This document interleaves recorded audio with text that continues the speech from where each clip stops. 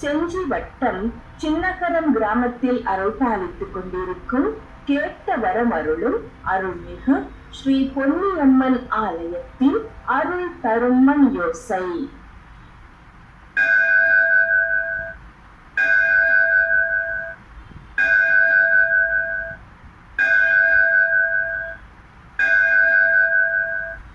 நேரம் மாலை 5 மணி. இன்று டிசம்பர் மாதம் 31ஆம் தேதி புதன்கிழமை. விஸ்வாச வருடம் தட்சிணாயனம் மார்கழி மாதம் 16ஆம் தேதி. திதி வளர்பிறை துவாதசி. நட்சத்திரம் கார்த்திகை.